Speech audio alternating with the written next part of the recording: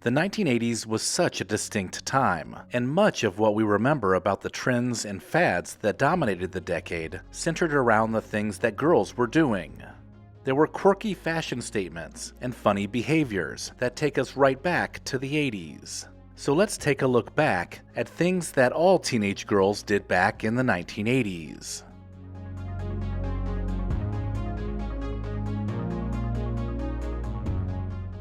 Thank you to Magellan TV for sponsoring this video. Who can forget these fortune teller foldables, or cootie catchers as they were called, that girls would make that could predict your future? First, you would choose a number, then maybe choose a color. The combination of your choices would somehow predict your future, or at the very least, who you might fall in love with. Middle school girls would make a variety of these, decorating them and customizing them for all of their friends. As young ladies entered their teenage years, music became an important part of life. Whenever their favorite song would come on the radio, or after they popped in a cassette tape into the tape deck, there's a really good chance they would belt out the power ballad into a hairbrush. Dancing around the bedroom and singing into a brush was the best they could do at the time, and there's no doubt you caught your sister doing this a time or two. If you're watching this video, then there's a good chance you love a good documentary. Lately, I've been watching a great one called The Reagan Presidency, which is a 3-part series on Magellan TV, and it captures the events of the decade that shaped Reagan's decision-making. It really helps to frame up the time period, which made the 1980s unforgettable. Magellan TV is completely ad-free, and what I love is that it includes a growing list of videos offered in 4K. Magellan TV is television worth watching because it offers you a curated selection of the finest documentaries from around the world. It's a gateway to the compelling drama of history, science, nature, crime, and beyond, with new programs added weekly. Click the link in the description box or scan this QR code to get a 30-day free trial to watch The Reagan Presidency and all of the rest of Magellan TV's extensive collection of over 3,000 documentaries. Start your free trial today. Fashion in the 1980s was dominated by neon and nylon, but one trend that girls adopted during this time was wearing shoulder pads, often with a blazer. The new look that was borrowed from the 1940s, with exaggerated shoulders, could be found on celebrities, politicians, and even teenagers. It was a physically assertive look that certainly made a statement as girls walked into high school wearing the power suits. The higher the shoulder pads, the better.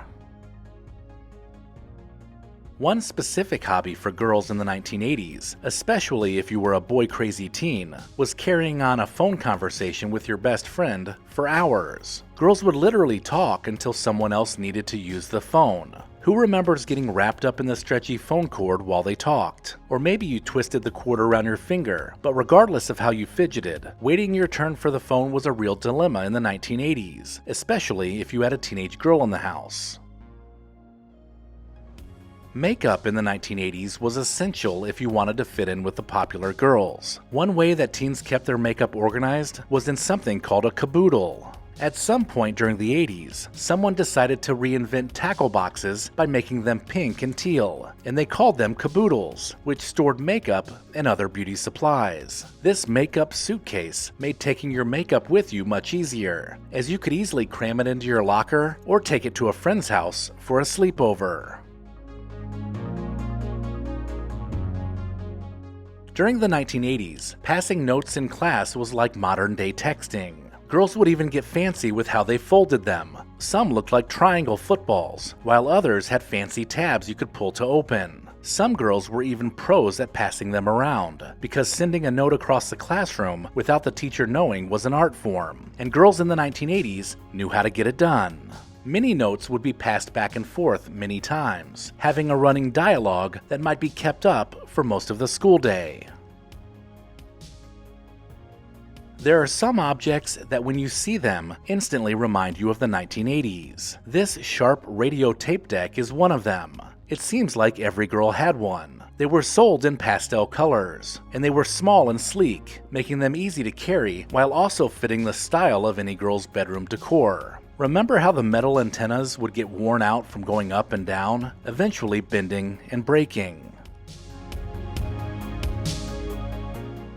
It seems that every young girl in the 1980s dreamed of getting one of those metal daybeds for their bedroom. It may have started with a friend getting one, which made you jealous, but eventually your time would come too. The twin-size bed that looked like a couch made you feel grown up, and who didn't love the trundle bed that could be pulled out when having a sleepover? The bedding was usually filled with floral patterns and frills that completed the 1980s daybed look.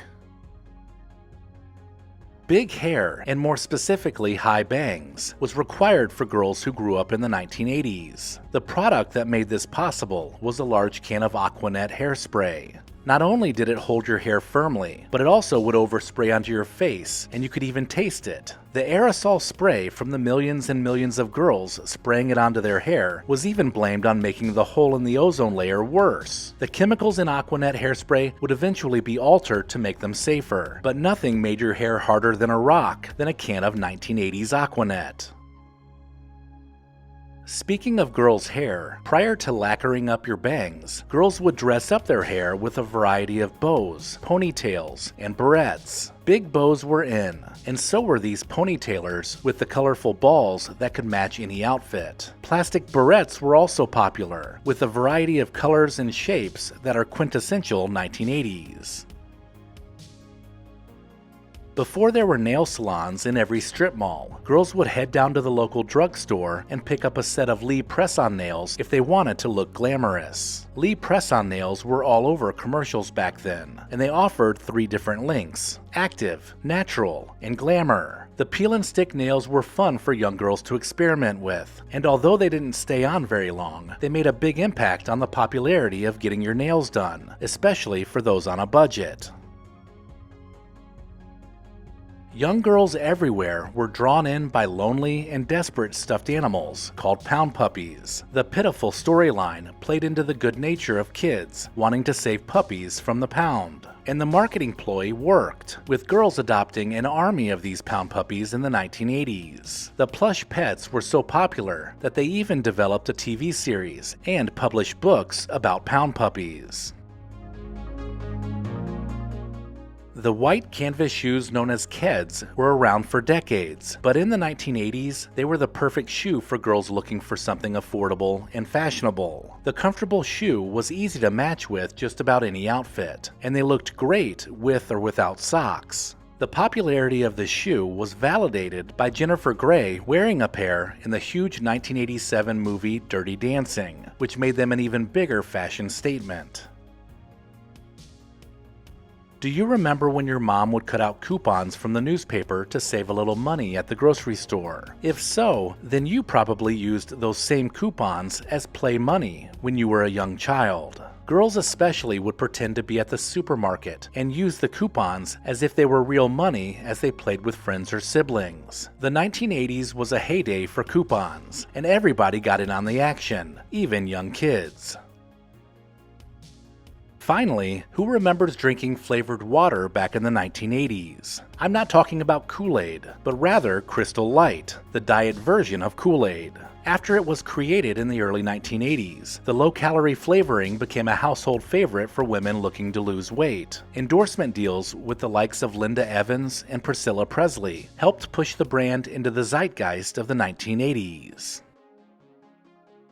Let me know in the comments if I missed anything, and make sure to sign up for the Recollection Road newsletter using the link in the description.